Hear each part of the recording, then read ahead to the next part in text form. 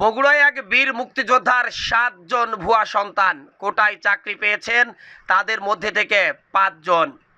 রাজপথ যখন কোটা সংস্কার নিয়ে উত্তাল, ঠিক তখনই সামনে এসেছে এক বীর মুক্তিযোদ্ধা বাবার বিরল পিতৃত্বের ঘটনা। এজন্য হার মানিয়েছে যে কোনো সিনেমার কাহিনীকেও। তিনি সেজেছেন বীর মুক্তিযোদ্ধার আড়ালে এক দাদা হাতেম তাই।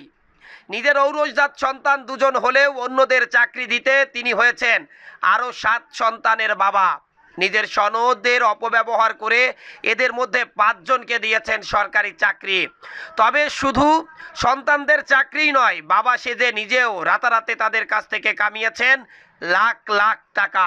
এজন্য লক্ষ লক্ষ টাকায় ভুয়া বাবা সেজে সন্তানদের চাকরির ব্যবস্থা করে দিয়েছেন দেশের একজন সূর্য সন্তান। বগুড়ার সোনাতলা উপজেলার খিতের পাড়ার বীর মুক্তিযোদ্ধা রফিকুল ইসলাম এই বিরল ঘটনা ঘটিয়ে ইতিমধ্যে সারা দেশে আলোচনার কেন্দ্রবিন্দুতে উঠে এসেছেন তিনি। রফিকুল ইসলাম সোনাতলা উপজেলার মুক্তিযোদ্ধা সংসদের সাবেক কমান্ডারও। এই খবর প্রকাশের পর জনকোটা বিরোধী আন্দোলন যারা করছেন তারা আরও সুযোগ পেয়ে গেলেন। অনুসন্ধানে জানা যায়, বীর মুক্তিযোদ্ধা রফিকুল ইসলাম ও রেবেকা সুলতান দম্পতির সন্তান মাত্র ২ জন, একজন রাশেদা আক্তার ও আরেকজন মোর্শেদা আক্তার। সেই হিসাবে তাদের কোনো পুত্র সন্তানই নেই। তারা দুজনই এখন গৃহিণী, বিয়ে হয়েছেন অনেক দিন আগে। তারা সেভাবে লেখাপড়াও করেনি, চাকরির তো দূরের কথা। অন্যদিকে রফিকুলের ভুয়া সন্তানরা হলেন আপন ২ ভাই আহসান হাবিব হান্নান ও জিয়াউর রহমান।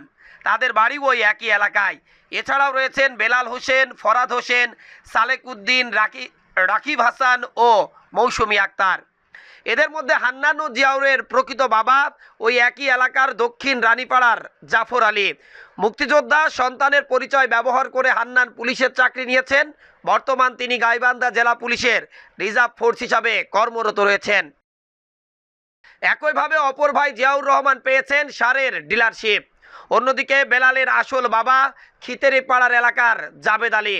তবে কোটা ব্যবহার করে বেলাল ২০০১ সাল থেকে পুলিশের চাকরি করছেন। তার বর্তমান কর্মস্থল ঢাকা মহানগর পুলিশ। এখানেই শেষ নয়, ফরহাদ হোসেনের প্রকৃত বাবা একই এলাকার জাহিদুল ইসলাম। তবে রফিকুলের মুক্তিযোদ্ধা সনদ ব্যবহার করে ফরহাদ চাকরি নিয়েছেন ফায়ার সার্ভিসে। একইভাবে রফিকুলের সনদ ব্যবহার করে খিতেরি পাড়ার নায়েব আলীর ছেলে সালেকও পুলিশের কনস্টেবল হয়েছেন বেশ কয়েক বছর আগে। একইভাবে রফিকুলের সনদ ব্যবহার করে সোনাতলির ঝুমারিবাড়ি এলাকার মুহাইমিনুল ইসলামের ছেলে রাকিব চাকরি নিয়েছেন সমাজসেবা অধিদপ্তরে। তার আপন ভাতিজি মৌসুমী আক্তারকে নিজের মেয়ে সাজিয়ে মুক্তিযোদ্ধা কোটায় ভর্তি করেছেন বগুড়ার সরকারি আজিজুল হক কলেজে। এভাবেই নিজের সনদের মাধ্যমে ভুয়া সন্তানদের চাকরি সহ অন্যান্য সুবিধা পাইয়ে দেওয়ার বিষয়ে একটি অনুসন্ধান প্রকাশ করেছে দেশের অন্যতম শীর্ষ গণমাধ্যম দৈনিক সমকাল। প্রতিবেদনে বলা হয়, রফিকুলের এসব কর্মকাণ্ড দেখে ২০২১ সালে মুক্তিযোদ্ধা বিষয়ক মন্ত্রীর কাছে অভিযোগ দেন উপজেলার রানীপাড়ার কেল্লাগাড়ি গ্রামের বীর মুক্তিযোদ্ধা মকবুল হোসেন ও নিমেরপাড়া গ্রামের বীর মুক্তিযোদ্ধা আব্দুস সাত্তার। অভিযোগে উল্লেখ করা হয়, তিনি অন্তত ৭ জন সন্তান সাজিয়ে চাকরি ও অন্যান্য সুবিধা পেতে সহায়তা করেছেন।